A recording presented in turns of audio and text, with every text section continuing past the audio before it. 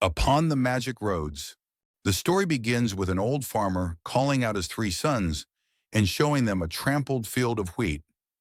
The father instructs his sons to stand guard at night so that they will find out who trampled the wheat, and the brothers in turn send the youngest, Ivan the fool, John, there instead. At night, John sees the outline of a mare and throws the rope into a misty cloud. Suddenly, the rope tightens, and the mare begins to carry him across the fields and meadows. They fall into a swamp, and John pulls out the drowning mare using the windmills. Being bound, she cries, and the hero, feeling sorry for her, lets her go free, given the word that she will no longer trample on their fields. The next morning, in the stable, he discovers two horses and meets a small humpbacked magic foal. He says that he was sent by his mother mare to help and support him in any way. John, wanting to get money for the horses, leads them to the bazaar. There, the king sees them and gives orders to take them to his stables, saying that they are actually his horses now. Having received no money, John asks the foal to help him, and he calls the horses back with a whistle. The king offers John the position of the most important groom, and he agrees.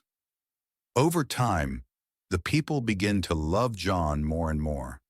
The king wants to execute him, but can't find a reason. The sleeping bag suggests sending the groom to retrieve the Firebird, and then executing him for not following the king's order, as he thinks that John will not be able to find it. John and Foal go in search of the Firebird. After collecting the dream nuts, they find the bird's shelter and pour them out to it. The bird, having eaten all the nuts, falls asleep. John puts it in chains. The next morning, the foal tells him that the bird can only get hot when it's free. In chains it cries, and John lets it go free. On their return, the executioners lead John to the block. He claims that he caught the Firebird, but released it. But no one believes him, despite bringing back feather from it. When the axe is already raised over his head, the Firebird appears, and the execution is canceled. The king, hating John more and more, at the instigation of the sleeping bag, sends him to retrieve the Tsar maiden, thinking that he will not be able to cope with this task since the maiden lives in an ice country on a high rock. However, John and Foal reach their destination. The girl wakes up from a dream and tells John that she does not want to get married because there are no heroes left, and then jumps into the abyss. John does not hesitate to rush after her before both of them get picked up by Foal, who can actually fly. The king wants to get married right away, but the girl refuses to do so without her grandmother's ring, which she dropped in the ocean years ago. John, who has already fallen in love with the Tsar maiden, asks the king for the impossible job, so as not to think about the upcoming wedding and the maiden herself. The delighted king sends John to get the ring. John and Foal embark on an adventure in the magical roads. Foal and John fly to the whalefish. As it turns out, the whale is chained up for swallowing ships years ago, but doesn't know how to set them free. John makes him sneeze and the ships float out to sea once again. In gratitude, the whale sends them a crab, which brings them the Tsar maiden's grandmother's ring. On his return, John comes to the girl in the tower and asks her to marry him, not knowing that he's being watched. The king's guards break into the bedchamber and place John under arrest for attempted kidnapping, whereas Foal is shot on the wing by the king. The king is ready to get married, but his bride asks him to rejuvenate himself according to her grandmother's recipe by bathing in cauldrons of boiling water, ice water, and boiling milk.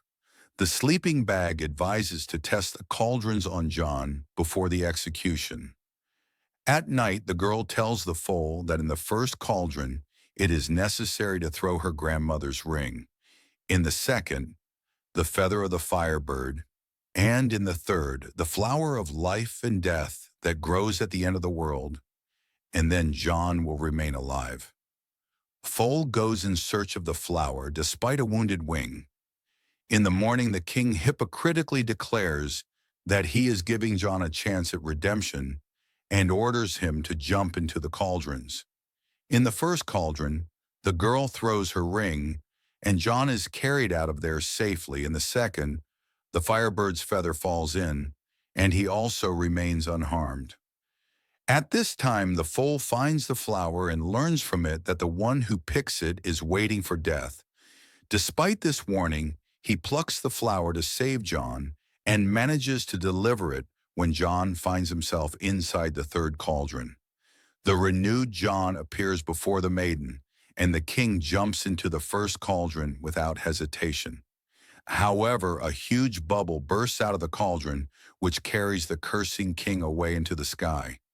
The foal patiently waits for his death, but the Tsar maiden reveals to him that the words of the flower were just a test, and if he hadn't plucked it, he actually would have died. But now he never will. Left without a king now, John becomes the people's new ruler with the maiden at his side as his queen before they proceed to getting married.